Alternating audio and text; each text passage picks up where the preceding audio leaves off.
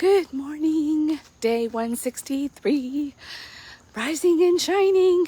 And today I'm using the words rise and shine in Isaiah chapter 60. And that's exactly what it's talking about. Well, those are the first words. So I was like, well, of course, I gotta use them. It says, arise and shine. Your light has come. Now, it's not saying your light from within, your own little light. It's your light has arrived to shine on you. Rise. And I am that light, and I will make you shine among the darkness. All this, we've got all of this people living the wrong way, but it feels right.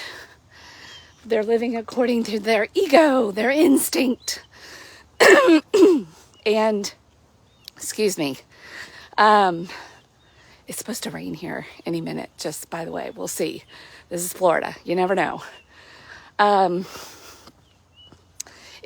wind just blows. So it could look very ominous, and then it just goes, right over there. So, especially on the coast. So anyway, back to Isaiah 60, rising and shining.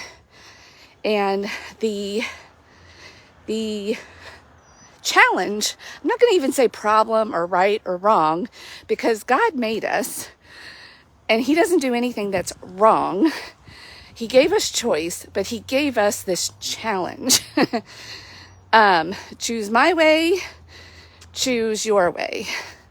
When you do it my way, your instinct is going to tell you that your way will get you what you want. But the truth is, if you do it my way, which is against all of your instincts, that's how you'll actually get what you want. And not just get what you want, but get it in abundance and in a sustainable way. And our instincts tell us, do this now. It's focused on the here and now. And it usually brings about the opposite. Like, we get what we want in the moment, but if we keep doing that day after day, we actually bring about the opposite to ourselves. Chaos, order. And some of us, like I wrote the other day, we've got to learn the hard way. The school of hard knocks, that's me. And a lot of what I'm doing, even in this rising and shining routine that I'm doing and even sharing, goes against every instinct of my natural self. I like to be comfortable. I like to just sit there and read and reflect and keep it private. This is what are you doing? And yet I'm showing up. I'm trying to choose God's way, or the opposite of my way. And it's actually yielding the results, starting to yield some results that I've been searching for and desperately chasing like the wind on a daily basis in my own way.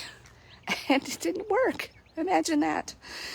Even as I was thinking about these opposites and just life and duality and one thing can't exist without the other thing existing, which is why, of course, we have to do the opposite so that we really know what the opposite is, feels like, means, so that we can experience the full rewards of the other way of doing it.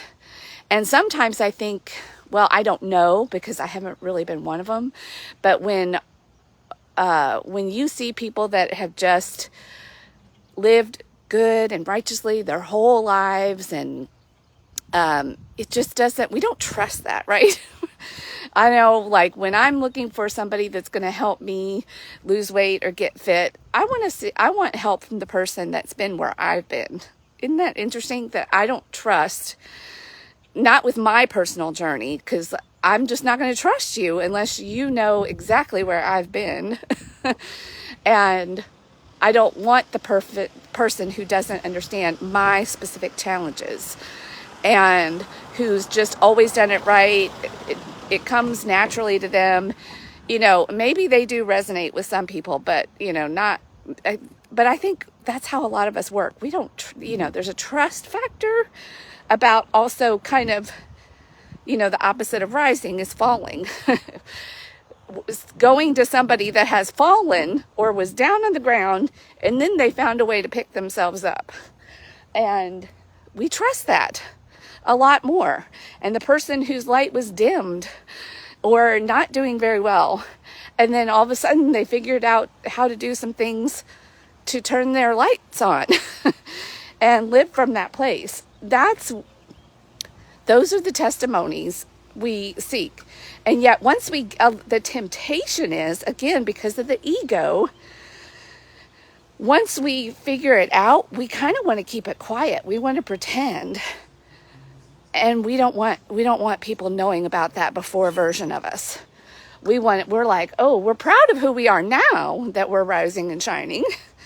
And I'm going to hide away that version of me before and pretend like this is just who I've always been. That is the temptation. And I'm telling you, that is not where it's at. That is not what God is about. God wants us, he wants that ego out of the way. I think that's the whole, the whole point of life here on earth is how to choose to deny yourself. We talked a little bit about that yesterday with, his true worship, like going and helping others, not just denying yourself. If you are the one that can learn to continually choosing to deny yourself because you know that what you want and the reward of doing that is even greater and is actually getting you the thing you want, you are obligated to go tell other people this. You don't keep it to yourself. That's the whole shining. Rising and shining is not about then, because that is just the ego getting back in charge and saying, yep, it's all about me. I figured it out. Yep. Yay me. You guys just need to suck it up and go work hard and go do better job like me. No. No.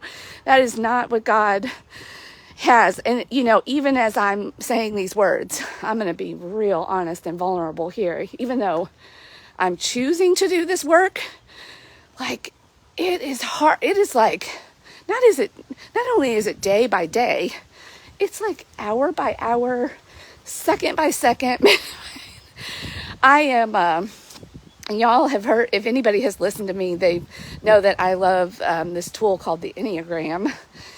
And for those of you that don't know, I like the Enneagram, which is a personality framework for helping us understand ourselves and grow and use our ability to be completely honest and vulnerable and transparent, see our flaws, and then grow and get over ourselves. So it's not just a personality that says, hey, this is what you are, good luck, nice, have a nice life. No, it says, here's the thing you keep stumbling over, and here's how to stop stumbling over it. And not only that, use it as a stepping stone. Okay, so back to my moment of transparency. I get a daily email from the Enneagram Institute, and I like to read it every morning. And this morning it was like, oh, your instinct as a peacemaker is to seek comfort and to avoid unpleasantness. I was like, oh, of course, that's great. Who wouldn't want that, right? Don't we all want to be comfortable and avoid unpleasantries? No, that's not the way. Of course, that's my ego going, you're good, girl. You're good. And then I sign up to get my husband's as well. So I can always, because it's a useful tool in relationships. And his instinct is to resist and control. And I was like, oh, see, that's our problem. He's always trying to resist and control. I can't believe, why can't he just be more like me and just comfort seeking and, liking pleasantness? Like, of course. The ego is so big and we can't even see it. We're just like, of course, my way is great. But it was telling us the same thing. Here's your problem. Knock it off. And you will actually have the thing that instinct is trying to give you. Like my desire to just be comfortable and whatever's happening, try to find a way to frame it in a pleasant way, or go somewhere else and just have it be pleasant all the time.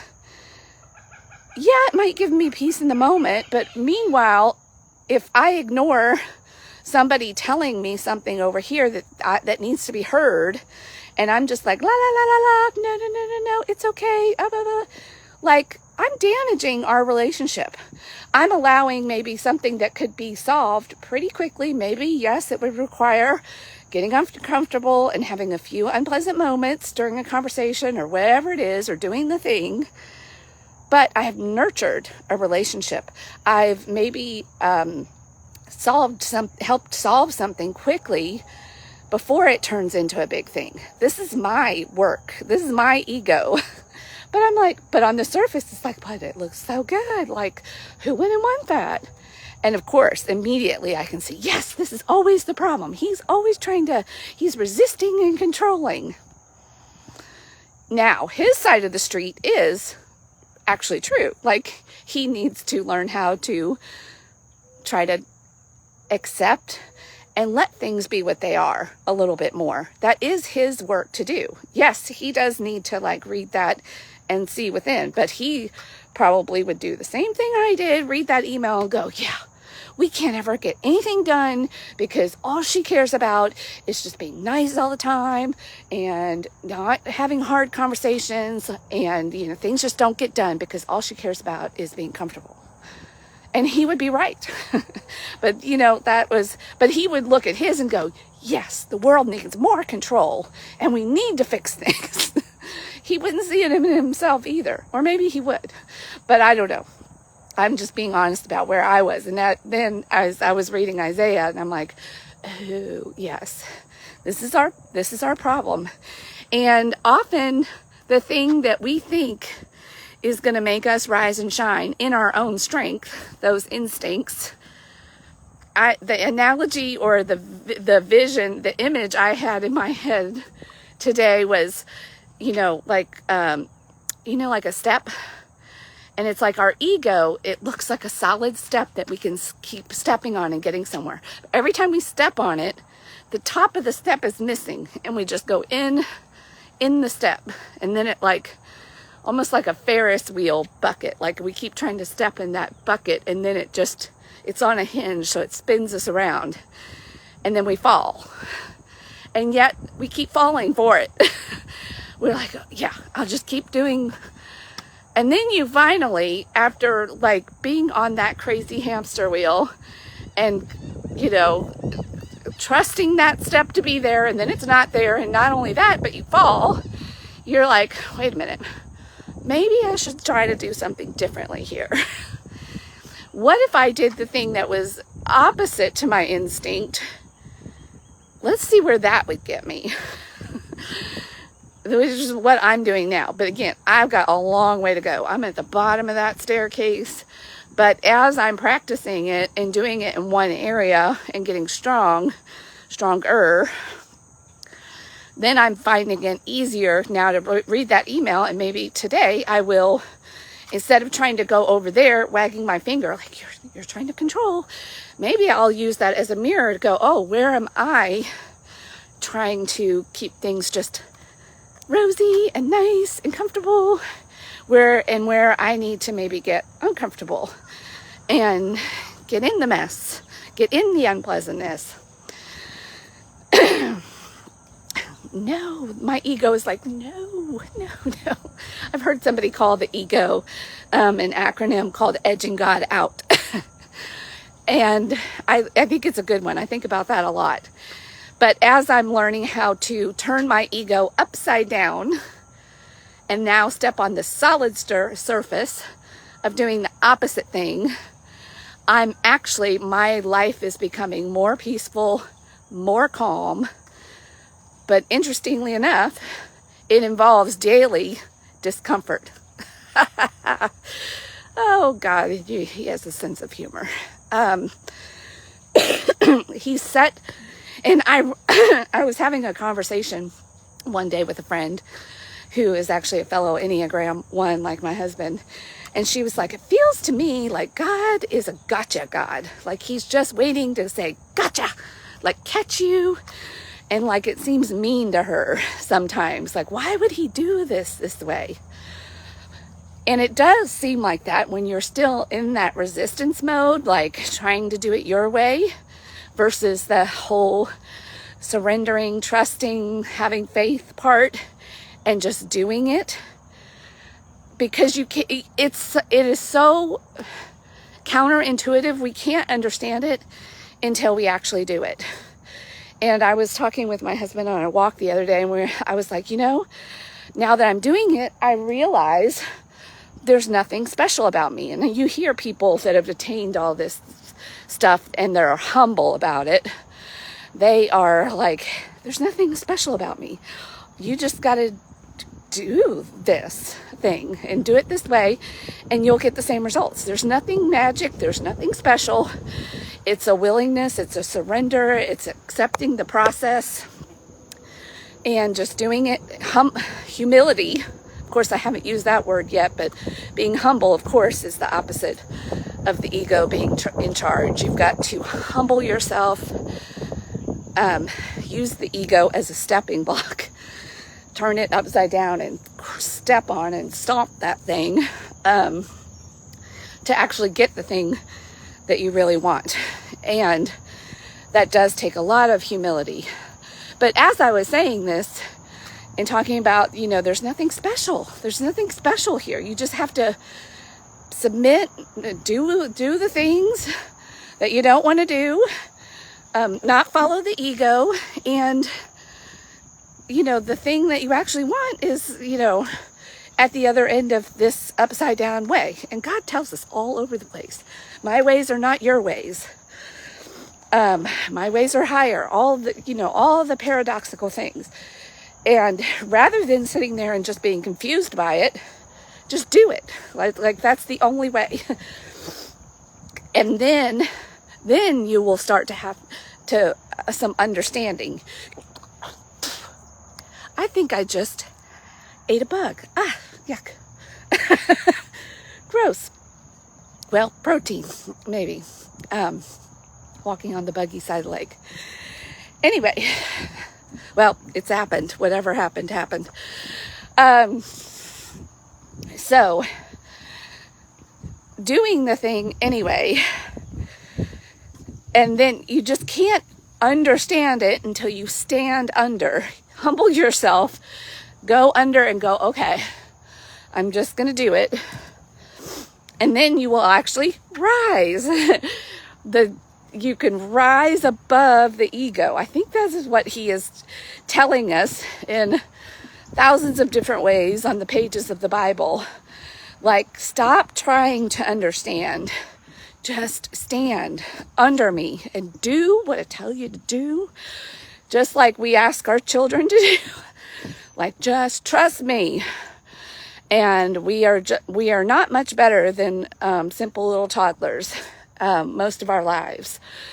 And then we look at people that have figured it out, and they're over there trying to tell us, like the ones that genuinely get it, that have gotten their ego out of the way, they're humble, because that's the other thing that just comes naturally. You want to tell other people. You're so excited. In Isaiah, it talks about your eyes are bright. You've got so much energy. You're on fire. Like, you want to tell other people. You want to share this. If you have kind of figured this out on your own, but your ego is still in there going, no, let's not tell other people this. Let's really make them think that there's something special about me and I did it. And pride is still sitting on the high seat in your life. Yeah, you're going to fall again. True rising means being submitted, being fallen, saying, hey, there's nothing special about me. You can do this too. Let me show you how.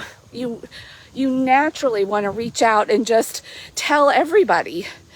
And my husband was saying, well, maybe that is what makes those people special, is the fact that they realize they're not special. And I was like, maybe.